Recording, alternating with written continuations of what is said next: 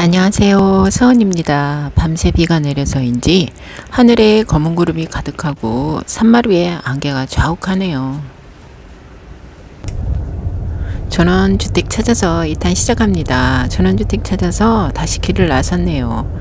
휴가철이라서 그런지 아침 일찍 나섰는데도 길이 막히더군요. 아침 일찍 나설 때는 중간중간 비가 세차게 내렸는데 2시간 지나니 하늘이 맑고 이쁘네요. 예, 처음으로 전원주택 탐방 때는 보령시 쪽으로 갔었는데 마음에 드는 집이 없더라고요. 그래서 이번에는 예산 쪽 방향을 정해 보았네요. 그래서 예산 쪽 매물을 찾아보았죠. 시간 날 때마다 홈페이지를 들어가 확인을 했어요. 부동산 홈페이지에서 매물을 확인하고 찾아가기로 했네요. 그래서 그 신양면에 있는 그 부동산을 찾아왔어요. 미리 저희가 예약을 해놨어요. 2억 5천선 안에서 매물을 찾다 보니 쉽지가 않더라고요. 부동산 관계자님이 제일 좋은 건 땅을 사서 집을 짓는 것이 제일 좋은 거라고 지금 여러 가지 이야기를 해주시네요. 이런저런 이야기를 많이 해주셨어요. 잠시 들어보시겠어요? 땅 평탄화부터 다 시작을 해야 되니까 평균 한 500만 원 잡고 시작을 해야 될 거예요. 부대 비용이 또 들어가지고 예전 같으면 한 1억 5천 정도면은 1억 5천에서 2억 정도면 지었는데 지금 한 2억대부터 2억 정도?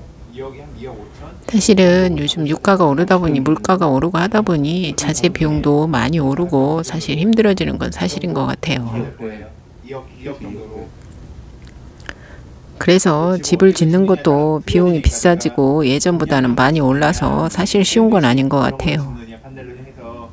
그리고 일반 사람들이 뭐 집 짓는 거에 대해서 정확히 알지도 못하고 저희 같은 경우도 자세히 모르기 때문에 이곳저곳에서 귀동냥으로 들은 것도 있고, 근데 사실 귀동냥으로 들어서 어떻게 뭐 한 번에 다 알 수가 있나요? 황토는 옛날 기준으로 했었을 때 한 700만 원? 650에서 700만 원 정도? 황토 벽돌 넣고 그 사이에다 축가로 넣고 정확히 설명을 잘 해주셔서 벽 두께만 한 60cm? 좋았습니다. 나오는 거니까 그리고 단열 효과는 엄청 좋아요. 집에서 핸드폰도 안 터질 정도니까. 단열도 좋고 전자파 차단도 잘 된다는 그 황토집 이야기를 해주시네요. 쓸 수 있다고 하더라고요. 근데 그거 아니고 그냥 뭐 벽돌집이라던가 그걸로 썼을 경우는 이제 뭐 단열 같은 거 잘 해놔야 되니까 그 비용에서 좀 추가 비용을 뭐 더 넣을 수가 있죠. 기본적인 거에서는. 아니 그래서 땅을 사고 집 짓고 그러면 생각하는 것보다 돈이 우리가 일반적으로 살려고 하는 것보다 돈이 더 들어갈 것 같아요. 예, 더 들어가요. 그죠. 어떻게 보면은. 그죠. 땅을 사서 물론 집을 지으면 좋지만 그 또한 저희 같은 초보자들한테는 쉽게 저희가 할 수 있는, 실천할 수 있는 일이 아닌 것 같아요. 저희도 일단은 고민하기는 하고 있어요. 고민하기 전에 일단 집부터 알아보는 게 우선인 것 같아서 집부터 알아보는 중입니다. 자, 이제 오늘 집을 보러 온 예산군 대흥면에 있는 집입니다. 이 집은 지금 3년 전에 집을 주인 아저씨가 집을 내놨다고 하시네요. 그런데 아직까지도 집이 안 나갔어요. 뭔가 문제는 있겠죠, 당연히. 그리고 80대이시다 보니까 또 이제 나이가 드시고 해서 힘이 드셔서 집 관리를 전혀 안 해놓으셨어요. 그래서 집 주위가 온통 풀숲이에요. 그리고 집안도 사실은 뭐 집을 잘 지어 놓으셨다고는 하는데 집 관리가 워낙이 돼 있지 않아서 이 목조주택 그 안에 보셨죠? 목조로 해놓았는데 약간 물기도 있는 것 같고 그 이쪽이 사실은 일반적으로 봤을 때는 앞쪽이어야 되는데 바뀌었어요. 집이 뒤바뀌었어요. 할아버지께서 예전에 건축일을 하셨다고 합니다.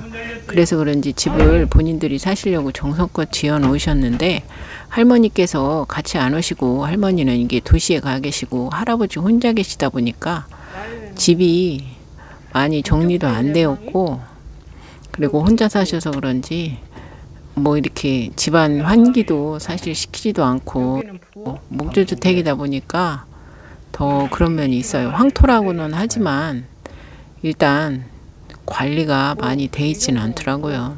아, 여기 아저씨가 그래도 요목조목 구석구석 신경을 많이 쓰셨더라고요. 할아버지께서 본인이 사시려고 지은 집이다 보니까 신경을 많이 쓰신 부분은 이게 눈으로 많이 보이더라고요. 자, 2층으로 한번 올라가 보겠습니다. 저희가 사실은 2층 집이 로망인데 그 2층 계단이 있는 집이 왠지 정감 있고 더 좋은 것 같아요. 그래서 이 집이 사실 꽂힌 면이 2층 계단이 있어서 더 좋아 보이긴 했는데, 와, 역시 올라오니까 밑에서 보는 거 하고는 사실 틀리게 바깥 경치가 참 좋네요. 좋은데 이 집의 단점이 지금 이 집이 3년 동안 안 나가는 원인이 있어요. 저 앞에 집이 보이시죠? 저 앞에 집은 사실 지금 북향이에요. 그리고 저희가 서 있는 이 집 보는 집은 남향이고요. 근데 집이 원래는 이렇게 우리나라 보통 집을 구입하시는 분들은 남향을 선호하시잖아요. 빛이 잘 들어온다고. 근데 이 집 주인분께서도 남향을 고수하시다 보니까 남향 집을 지으신 거예요. 이 아저씨가 지으신 원하시는 방향이 남향인 거는 맞아요. 맞기는 한데 사실 지금 이 터하고 남향집하고는 맞지가 않더라고요. 왜냐면 지금 뒤에 그 정면으로 보이는 데가 남향 쪽이에요. 남향인데 산이 있어요. 산이 앞을 가리다 보니까 사실 저 위쪽에 있는 집, 북향으로 지어진 집이 이 땅에, 이 조건에는 저 북향으로 지어진 집이 정상적인 집처럼 보이고, 지금 이 남향으로 지어진 아저씨가 지으신 집은 지금 애매하게, 그러니까 산에 가려진 집처럼 그 답답한 느낌이 들어요. 그러니까 지금 현재 이 조건상에서는 좋지 않은 여건으로 자리 잡게 된 요인 중에 하나, 집이 나가지 않는 요인 중에 하나가 돼버렸어요.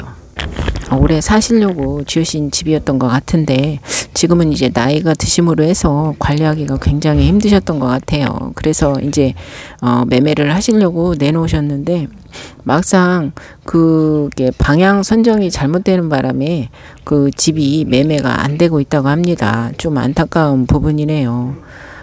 일단은 집을 지을 때 남향도 좋지만 그 터와 지금 상황에 있는 조건에 맞게 집을 지어야 되지 않을까 하는 깨달음을 얻었어요. 그리고 이곳은 방향이 남향집이 맞긴 한데 지금 이 땅과 산의 조건으로 보면 주인 아저씨께서 고집하고 지으신 남향집이 이 땅 조건에 안 맞는다는 결론이겠죠. 아저씨의 남향 사랑이 결국은 주인 아저씨의 발목을 잡은 것 같네요.